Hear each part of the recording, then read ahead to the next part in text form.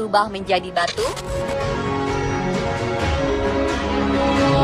Bukan, ini bukan cerita rakyat Malin Kundang yang bercerita tentang kutukan sang ibu hingga si anak berubah menjadi batu. Tapi ini benar-benar nyata. Ya, seorang bayi berubah menjadi batu. Kasus bayi membatu terjadi pada wanita asal Maroko bernama Zahra Abu Talib. Dalam tubuhnya terdapat janin yang sudah berubah jadi batu. Kisah mengerikan ini bermula ketika Zahra Abu Talib mengandung anak pertamanya di usia 26 tahun. Tiba saatnya ia akan melahirkan. Zahra dibawa ke rumah sakit di daerah Casablanca, dekat tempat tinggalnya di Maroko, untuk menjalani proses lahiran sesar. Zahra bercerita ketika ia berada di rumah sakit, ia begitu ketakutan setelah melihat seorang pasien perempuan meninggal dunia saat proses melahirkan. Peristiwa ini membuat Zahra trauma dan khawatir akan mengalami hal yang sama. Ia lalu memutuskan untuk kabur dari rumah sakit dan menahan rasa mulas dan sakit selama 2 hari hingga tidak jadi melahirkan. Setelah 2 hari menahan sakit, ajaibnya sakit yang luar biasa ini berhenti begitu saja. Zahra pun mempercayai mitos bahwa ia mengalami kasus yang dinamakan bayi tidur. Dan untuk mendapatkan anak, Zahra memilih jalan adopsi. Ia telah mengadopsi 3 orang anak. Cerita tidak berhenti sampai di situ saja. Saat usianya sudah menginjak 75 tahun, rasa sakit yang pernah ia rasakan saat mau melahirkan tiba-tiba kumat lagi. Setelah dibawa ke rumah sakit, dokter mengira Zahra mengidap tumor pada ovariumnya. Namun melakukan scan, ternyata dalam perutnya tersebut terdapat bayi yang telah membatu dan menjadi mumi. Mengeluarkan janin yang telah membatu lebih susah dan beresiko, sehingga biasanya terjadi komplikasi, misalnya ada perobekan di dinding rahim dan jalan lahir. Setelah melalui pertimbangan, akhirnya dokter memutuskan untuk tetap mengeluarkan janin batu ini agar kondisi Zahra kembali pulih. Fosil janin ini berukuran 3,1 kg dengan panjang mencapai 42 cm.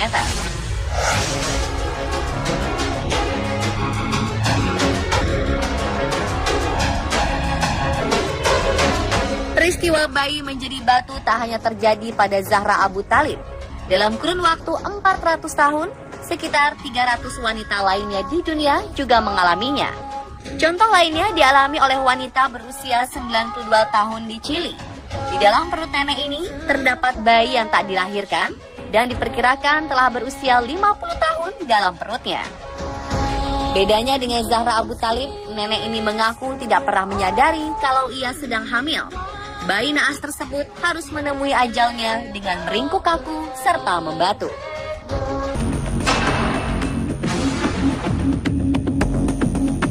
Setelah melalui pertimbangan panjang, dokter memutuskan untuk tidak melakukan operasi pengangkatan bayi batu tersebut karena akan terlalu beresiko, mengingat usia nenek yang sudah sangat tua.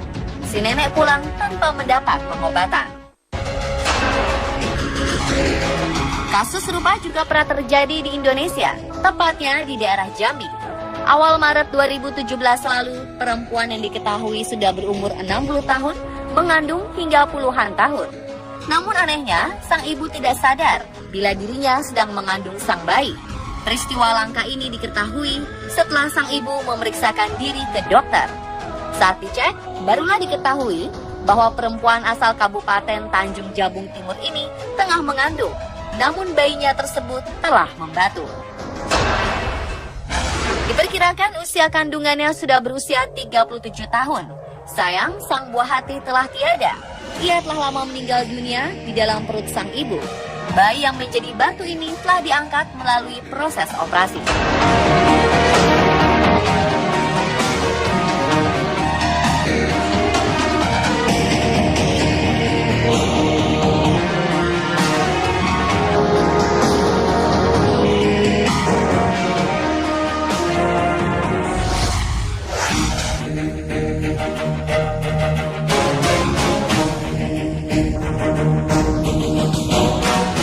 Kisah bayi berubah menjadi batu bukanlah kisah legenda yang tak nyata, seperti halnya kisah legenda Malin Kundang yang dikutuk menjadi batu. Di dunia medis, fenomena ini dinamakan dengan istilah bayi kalsifikasi, alias bayi yang telah mengalami proses membatu. Kasus tersebut dikenal dalam kalangan medis sebagai lithopedion atau bayi batu. Litho berarti batu dan pedium artinya anak.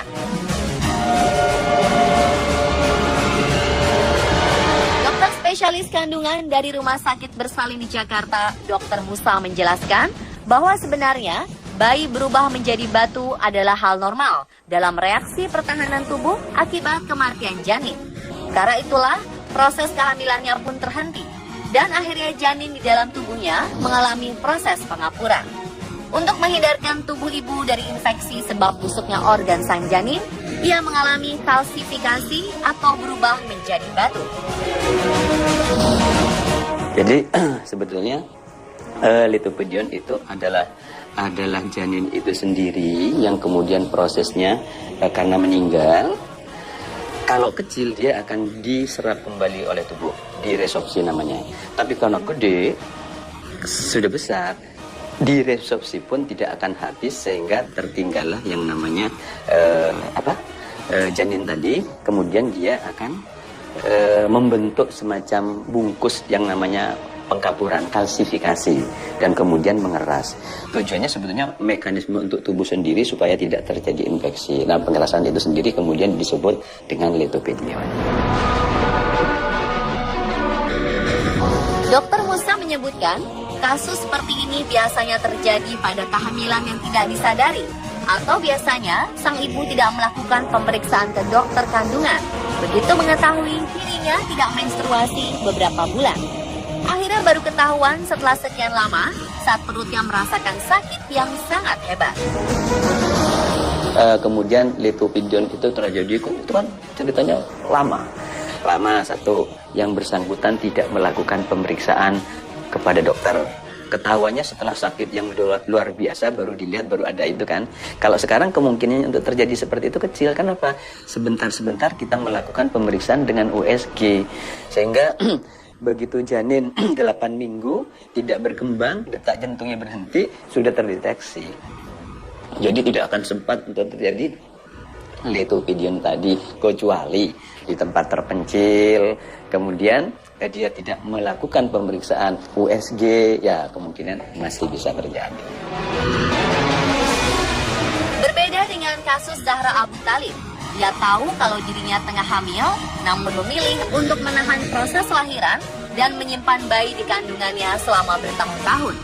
Kasus tersebut sangatlah aneh dan langka, sebab yang kita tahu, wanita yang telah masuk dalam masa melahirkan tidak bisa ditahan-tahan. Beberapa kasus melahirkan di jalanan, di pesawat, di angkutan umum, atau di perjalanan menuju rumah sakit adalah contohnya. Bagaimana pendapat Dr. Musa mengenai kasus Zahra Abu Thalib ini? Di dalam kehamilan, tentunya hormonal kehamilan yang akan tumbuh atau meningkat. Nah, begitu kehamilan itu cukup bulannya, kasarannya hormonal untuk kehamilannya menurun, hormonal untuk melahirkannya yang meningkat.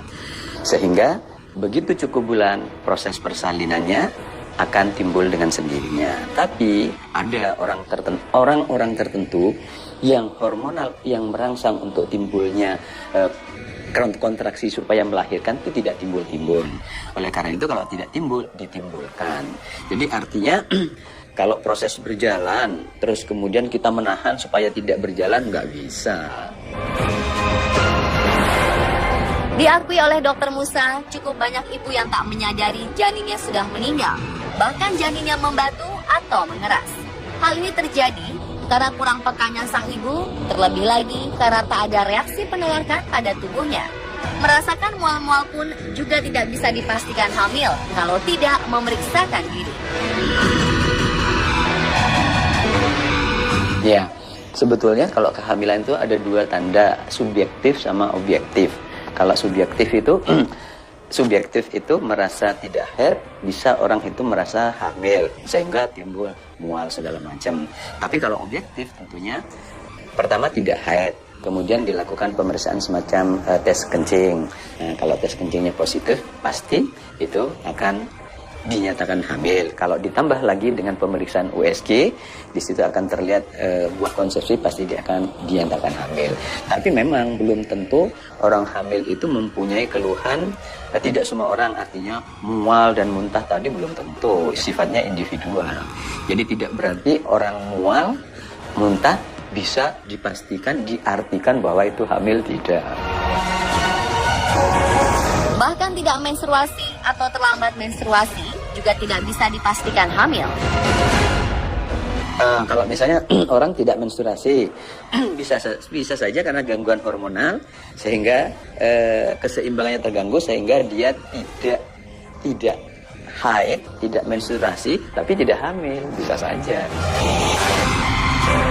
Jadi cara paling benar untuk mengetahui sudah hamil atau belum adalah dengan memeriksakan diri ke dokter untuk dilakukan USG.